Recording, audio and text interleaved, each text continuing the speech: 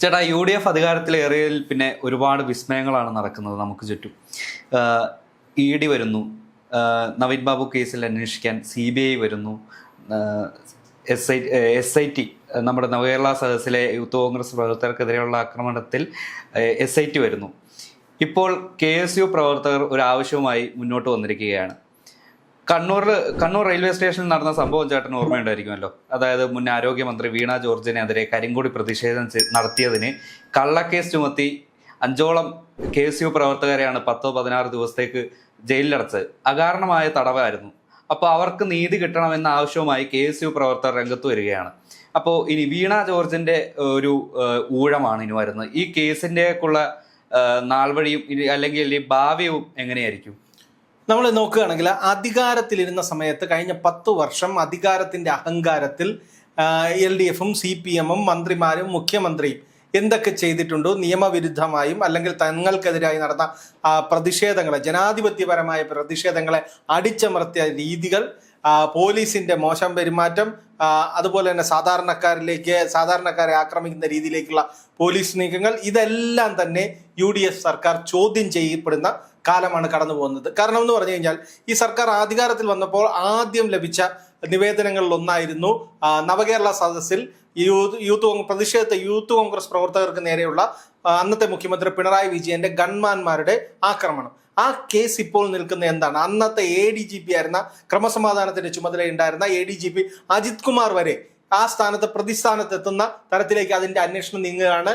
എന്താണ് UDFിലെ അന്ന് പ്രതിപക്ഷത്തിരുന്നപ്പോൾ പ്രതിപക്ഷ നേതാവായിരുന്ന VD സതീശൻ പറഞ്ഞത്? ഞങ്ങളെ കുഞ്ഞുങ്ങളെ തൊട്ടവരാരെയും വിടില്ല എന്നാണ്. ആ പറഞ്ഞ വാക്കാണ് ഇപ്പൊ കൃത്യമായി പാലിച്ചുകൊണ്ടിരിക്കുന്നത്. അത് മാത്രമല്ലാതെ വടകര ഇലക്ഷൻ സമയത്ത് നടന്ന കാഫർ സ്ക്രീൻഷോട്ട്, ഇത്രയും വർഗീയമായി ജനങ്ങളെ തെറ്റിദ്ധരിപ്പിച്ച് ഞങ്ങൾക്ക് അനുകൂലമായി ജനവിധിയും രാഷ്ട്രീയ നിലപാടും മാറ്റാൻ എന്തും ചെയ്യുന്ന CPM അതിനെ തുറന്നു കാട്ടുന്നതായിരുന്നു ഈ കാഫിർ സ്ക്രീൻഷോട്ട്. അതിൽ കൃത്യമായ ഒരു അന്വേഷണം വരുമ്പോൾ CPMൽ ഏതൊക്കെ നേതാക്കൾ പെടും, ആരൊക്കെ പെടും എന്നുള്ളതും ഇനി വരും ദിവസങ്ങൾ അറിയാതിരിക്കുന്നതാണ്. പിന്നെ ഇപ്പം ആഷിഖിന്റെ അടുത്ത് ചോദിച്ച ഈ കണ്ണൂർ റെയിൽവേ സ്റ്റേഷനിൽ നടന്ന ആരോഗ്യമന്ത്രിക്കെതിരെ നടന്ന ഒരു പ്രതിഷേധം, കാരണം ആ സമയത്ത് ആരോഗ്യവകുപ്പിനെതിരെ നിരവധി ആരോപണങ്ങൾ ഉയർന്നു. അതിന്റെ ഭാഗമായി തികച്ചും ജനാധിപത്യപരമായ രീതിയിൽ കേരളം മുഴുവൻ യൂത്ത് കോൺഗ്രസ്സുകാരും KSUക്കാരും പ്രതിഷേധിച്ചതിന്റെ ഭാഗമായ ഒരു കരിങ്കൊടി പ്രതിഷേധം മാത്രമാണ് അവിടെ നടന്നത്. മന്ത്രി റെയിൽവേ സ്റ്റേഷനിലേക്ക് എത്തുമ്പോൾ 2 KSU പ്രവർത്തകർ വന്ന് ഇവരെ കരിങ്കൊടി കാണിച്ചു. മന്ത്രി അവരെടുത്ത് തർക്കിക്കുകയാണ് ചെയ്തത്. ഗൺമാനും പോലീസും എല്ലാം ഇടപെടുന്നു, പ്രതിഷേധക്കാരെ പിടിച്ചു മാറ്റുന്നു. മന്ത്രി അടുത്ത പ്ലാറ്റ്ഫോമിലേക്ക് തിരുവനന്തപുരത്തേക്ക് വന്ദേ ഭാരതിൽ കയറി യാത്ര ചെയ്യാൻ വേണ്ടി പോകുന്നു. അതുവരെ ഉണ്ടായിരുന്ന സമയത്ത് മന്ത്രിക്ക് പരിക്കില്ല, വധശ്രമമില്ല, ഒന്നുമില്ല. അതിനുശേഷം 3ാമത്തെ പ്ലാറ്റ്ഫോമിൽ വെച്ച് സ്പീക്കറായിരുന്ന AN ഷംസീറും മന്ത്രിയും കൂടിക്കാഴ്ച നടത്തുന്നു. മന്ത്രിക്ക് കഴുത്തിന് വേദന വരുന്നു, ആശുപത്രിയിലേക്ക് അഡ്മിറ്റ് ആവുന്നു. പിന്നാലെ ഈ കേസ് വധശ്രമത്തിനുള്ള കേസാകുന്നു. ഗൺമാന്റെ മൊഴി അനുസരിച്ച് അത് ആയുധം ഉപയോഗിച്ച് ആക്രമിച്ചു എന്നാകുന്നു. ഈ കേസ് കോടതിയിൽ ഈ പ്രതികളാക്കിയ 2 KSU പ്രവർത്തകരുടെ കേസ് കോടതിയിൽ വന്നപ്പോൾ കോടതി ചോദിച്ച ഒരു കാര്യമുണ്ട്. നിങ്ങൾ ആയുധം കൊണ്ട് ആക്രമിച്ചു എന്ന് പറയുന്നു. ആക്രമിച്ച ആയുധം കണ്ടെടുത്തിട്ടില്ല. ഈ ദൃശ്യങ്ങളിലൊന്നും തന്നെ മന്ത്രിയുടെ അടുത്ത് പോലും പ്രതിഷേധക്കാർ എത്തുന്ന ദൃശ്യങ്ങളിലില്ല. കറുത്ത കൊടിയല്ലാതെ ഒരു സാധനവും ഈ പ്രതിഷേധക്കാരുടെ കയ്യിലില്ല. പിന്നെ എങ്ങനെയാണ് വധശ്രമത്തിന് നിങ്ങൾ കേസെടുത്തതെന്നാണ് കോടതി ചോദിച്ചത്. അങ്ങനെയാണ് ആ കേസ് പ്രതികളായ 2 KSU കുട്ടികൾക്ക് ജാമ്യം കിട്ടി അവർ പുറത്തിറങ്ങുന്നത്.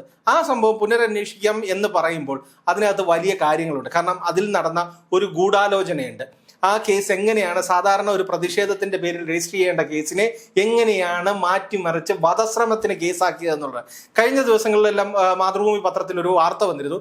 ഈ അന്ന് മന്ത്രിയായിരുന്ന വീണ ജോർജിന്റെ ബന്ധുവിന്റെ വെളിപ്പെടുത്തൽ എന്ന് പറഞ്ഞായിരുന്നു. കാരണം അത് അന്നത്തെ മുഖ്യമന്ത്രിയായിരുന്ന പിണറായി വിജയന്റെ പൊളിറ്റിക്കൽ സെക്രട്ടറി P ശശി ഇടപെട്ടാണ് ഈ കേസിനെ വധശ്രമ കേസാക്കി മാറ്റിയതെന്നായിരുന്നു. മന്ത്രി അന്നും പറഞ്ഞിട്ടില്ല എന്നെ ആക്രമിച്ചു എന്ന് മന്ത്രി മൊഴി കൊടുത്തിട്ടില്ല, എനിക്കെതിരെ എന്നെ മർദ്ദിച്ചു എന്ന് മന്ത്രി മൊഴി കൊടുത്തിട്ടില്ല.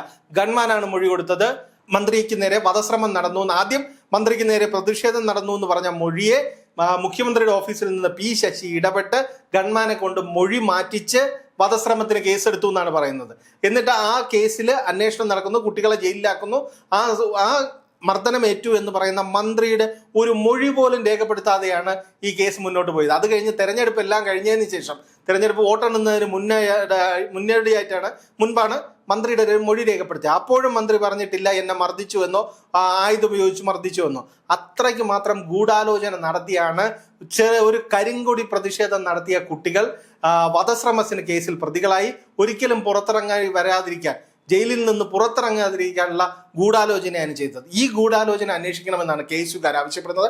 അതും തികച്ചും ന്യായമായ കാര്യമാണ്. കാരണം അങ്ങനെ ഒരു ഗൂഢാലോചന നടന്നിട്ടുണ്ടെങ്കിൽ അത് പുറത്തു വരേണ്ട കാര്യമാണ്. കാരണം ജനാധിപത്യമായ പ്രതിഷേധത്തെ എന്തിനാണ് അന്നത്തെ സർക്കാർ ഭയന്നത്? എന്തുകൊണ്ടാണ് അതിനെ അടിച്ചമർത്താൻ ശ്രമിച്ചത്? അതിനെന്തെല്ലാം നിയമവിരുദ്ധമായ കാര്യങ്ങൾ ചെയ്തിട്ടുണ്ട്, ആരെല്ലാം അതിൽ പങ്കാളികളായിട്ടുണ്ട്, അതെല്ലാം പുറത്തു വരണം. ഇത്തരം കേസുകളിലെല്ലാം ഇപ്പോഴത്തെ വി ഡി സതീശൻ സർക്കാർ വളരെ അനുകൂലമായാണ് ഇത്തരം ആവശ്യങ്ങളോടെ എല്ലാം പ്രതികരിക്കുന്നത്. കാരണം നമ്മൾ കഴിഞ്ഞ എല്ലാം നോക്കിയാൽ മതി. ഈ ആലപ്പുഴയിലെ രക്ഷാപ്രവർത്തനത്തിൽ പ്രത്യേക അന്വേഷണ സംഘം, കാഫിർ സ്ക്രീൻഷോട്ടിൽ പ്രത്യേക അന്വേഷണ സംഘം, ഈ കേസിലും കൃത്യമായ ഒരു അന്വേഷണം നടന്നാൽ അന്ന് നടന്ന ഗൂഢാലോചന എവിടെയാണ്, ഈ മന്ത്രിയുടെ ബന്ധുവിന്റെ വെളിപ്പെടുത്തൽ എന്ന് പറഞ്ഞ് പുറത്തു വന്ന മാധ്യമ വാർത്ത സത്യമാണോ എന്നുള്ളതും വ്യക്തതയോടെ പുറത്തു വരിക തന്നെ ചെയ്യും. അത് മാത്രമല്ല, കുത്തഴിഞ്ഞ ആരോഗ്യ മേഖലയെ പ്രതിഷേധിച്ചാണ് ആ ഒരു KSU പ്രവർത്തകർ ഈ ആരോഗ്യമന്ത്രിക്കെതിരെ പ്രതിഷേധം നടത്തിയത്. എന്നിട്ടും ഒരു കള്ളക്കേസ് ഉണ്ടാക്കി, അല്ലെങ്കിൽ കള്ളത്തരത്തിലൂടെ ഹോസ്പിറ്റലിൽ അഡ്മിറ്റായി ആ ഒരു ഹോസ്പിറ്റലിൽ എത്തിയ ആ ഒരു നിമിഷം വരെ നമ്മൾ എല്ലാവരും കണ്ടതാണ്, വിവിധ മാധ്യമങ്ങളിലും കൂടെ കണ്ടതാണ്. അതായത് ഒരു ദിവസം പോലും തികച്ച് റെസ്റ്റ് എടുക്കാതെ അത് സ്റ്റേറ്റ് കാറിൽ തന്നെ നേരെ കണ്ണൂരിൽ നിന്നും ബൈ റോഡ് നാട്ടിലേക്ക് തിരിക്കുന്നു. അപ്പോൾ ഇതിൽ നിന്നെല്ലാം ഒരു സാധാരണക്കാരന് മനസ്സിലാവുന്നതല്ലേ ഈ ഒരു മന്ത്രിക്ക് ഈ ഒരു പരിക്കോ കാര്യങ്ങളോ ഒന്നും പറ്റിയിട്ടില്ല എന്നുള്ളത്. ഇതിനാണ് ആരെ ബോധിപ്പിക്കാനാണ് ഈ നാടകം നടത്തിയത്? ഈ മന്ത്രിയെ ആശുപത്രിയിൽ അഡ്മിറ്റ് ചെയ്ത സമയത്ത് എന്താണ് പറഞ്ഞത്? മന്ത്രിയുടെ കഴുത്തിന് ഗുരുതര പരിക്ക്, മന്ത്രിയെ ICUയിൽ അഡ്മിറ്റ് ആക്കുന്നു, മിനിറ്റിന് മെഡിക്കൽ യഥാർത്ഥം പറഞ്ഞു കഴിഞ്ഞാൽ ഈ ഗൂഢാലോചനയിൽ അന്ന് മന്ത്രിമാരെ ചികിത്സിച്ച ഡോക്ടർമാരും കൂടി പങ്കാളിയാണ്. കാരണം അവരെന്താ പറഞ്ഞ, മന്ത്രിക്ക് മൂന്നാഴ്ച വിശ്രമം വേണ്ടി വരും, കഴുത്തിന് പരിക്ക്, ഗുരുതരമായ പരിക്ക്, ICUയിൽ അഡ്മിറ്റ് ചെയ്യുന്നു. പിന്നീട് എന്താ നമ്മൾ കണ്ടത്? ICUയിൽ ഇരുന്ന് നഴ്സുമാരോടൊപ്പം സെൽഫി എടുക്കുന്ന ആരോഗ്യമന്ത്രി പിറ്റേ ദിവസം അതിരാവിലെ ഡിസ്ചാർജ് വാങ്ങി അവിടെ നിന്ന് കാറിൽ സഞ്ചരിച്ച് പത്തനംതിട്ടയിലെ സ്വന്തം വീട്ടിലേക്ക് കാറിൽ സഞ്ചരിക്കുന്ന മന്ത്രി. ഈ മന്ത്രിക്കാണ് ഗുരുതര പരിക്കെന്ന് ഡോക്ടർമാർ അന്ന് മെഡിക്കൽ ബുള്ളറ്റിൻ തന്നത്. ഈ മന്ത്രിയെയാണ് അവിടുത്തെ ഡോക്ടർമാർ ചികിത്സിച്ച് ഗുരുതര പരിക്കെന്ന് പറഞ്ഞ് ICUയിൽ അഡ്മിറ്റ് ചെയ്തത്. ഇതെല്ലാം ഒരു ഗൂഢാലോചനയായിരുന്നു. ഈ ഗൂഢാലോചന വെളിച്ചത്ത് വരണം. ഈ ഡോക്ടർമാരടക്കം ഇതിൽ ഗൂഢാലോചനയിൽ പങ്കാളിയായി എന്നുള്ളതാണ്. അവർക്ക് അങ്ങനെ ഒരു നിർദ്ദേശം ആരെങ്കിലും കൊടുത്തിട്ടുണ്ടെങ്കിൽ ആ നിർദ്ദേശം കൃത്യമായി ആരാണ് ആ നിർദ്ദേശം നൽകിയതെന്നെങ്കിലും ഈ ഡോക്ടർമാർ പറയേണ്ടി വരും. അതാണ് പറഞ്ഞത്, ഈ അന്വേഷണം വരുമ്പോൾ ഇത് ഏതൊക്കെ തലത്തിൽ നടന്ന അന്വേഷണമാണെന്ന് പറയാം.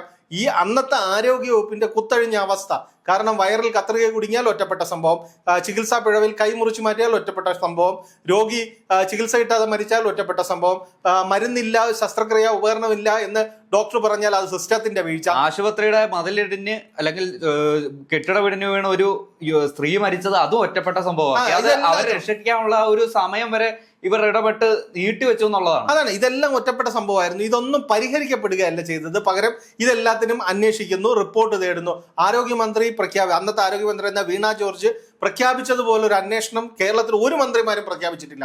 ഈ കൃത്യമായ ഒരു അന്വേഷണവും നടന്നിട്ടില്ല. ഒരു റിപ്പോർട്ട് നോക്കിയോ അതിനുള്ള ഒരു പഠനം നടത്തുകയോ ഒന്നും ചെയ്തിട്ടില്ല. വെറുതെ ജനങ്ങളുടെ മുന്നിൽ കണ്ണിപ്പൊടിയിടാൻ വേണ്ടിയുള്ള ഒരു ഓരോ ആക്ഷൻസ്. അല്ല, തീർച്ചയായിട്ടും അതാണ്. കാരണം എന്ന് പറഞ്ഞാൽ നമ്മൾ ഏറ്റവും വലിയ ഉദാഹരണം പറഞ്ഞാൽ ബ്രഹ്മപുരത്ത് മാലിന്യ പ്ലാന്റിൽ തീ പിടിച്ചു, ദിവസങ്ങളോളം തീ പിടിച്ചു, അവിടെ മുഴുവൻ വിഷപ്പുക നിറഞ്ഞു. അതിന്റെ ആഘാതം പഠിക്കാനെന്ന് പറഞ്ഞ് ആരോഗ്യമന്ത്രി എന്ന വീണ ജോർജ് ഒരു കമ്മിറ്റിയെ നിയോഗിച്ചു. കുറെ ഡോക്ടർമാരടങ്ങുന്ന ഒരു കമ്മിറ്റി. അതിൽ ഭാവിയിൽ എന്ത് പ്രത്യാഘാതം ഉണ്ടാക്കും, ഇതെല്ലാം ഉണ്ടാക്കും എന്നെല്ലാം പഠിക്കാന്ന് പറഞ്ഞ ഒരു കമ്മിറ്റിയാണ്. ആ കമ്മിറ്റി പഠിച്ചോ? ആ കമ്മിറ്റിയുടെ റിപ്പോർട്ട് വന്നോ? ഒന്നും വന്നിട്ടില്ല. കാരണം ഒരു സംഭവം ഉണ്ടാകുമ്പോൾ ഉടനെ ഒരു അന്വേഷണം, ഒരു സമിതി, റിപ്പോർട്ട് തേടൽ, ഇതോടെ കഴിഞ്ഞു. അതുപോലെ തന്നെ ഈ PP ദിവ്യയുടെ കേസ് വന്ന നവീൻ ബാബുവിന്റെ മരണത്തിൽ വന്ന പ്രശാന്തൻ എന്ന് പറഞ്ഞ പരിയാരം മെഡിക്കൽ കോളേജിലെ ഒരു ഇലക്ട്രീഷ്യൻ ജീവനക്കാരനായ ആളാണ് ഇത് കൊടുത്തത്. അയാൾ അന്ന് സസ്പെൻഡ് ചെയ്തിരുന്നു. അയാൾക്കെതിരെ അന്വേഷണം നടത്തി. ഇയാൾക്ക് ഇതിനുള്ള സാമ്പത്തിക സ്രോതസ് അടക്കമുണ്ടോ, ഇയാൾ ഏത് രീതിയിലാണ് ഇതിനെല്ലാം പ്രവർത്തിച്ചതെന്ന് ഒരു അന്വേഷണം നടത്തുമെന്നും ആ അന്വേഷണ റിപ്പോർട്ട് നേടുമെന്നും മന്ത്രി അന്ന് പറഞ്ഞു. ഏതെങ്കിലും റിപ്പോർട്ട് പുറത്തു വന്നോ? അതിനനുസരിച്ച് എന്തെങ്കിലും നടപടി എടുത്തോ? ഇതാണ് പറഞ്ഞ ഒരു കാര്യവും ചെയ്തിട്ടില്ല.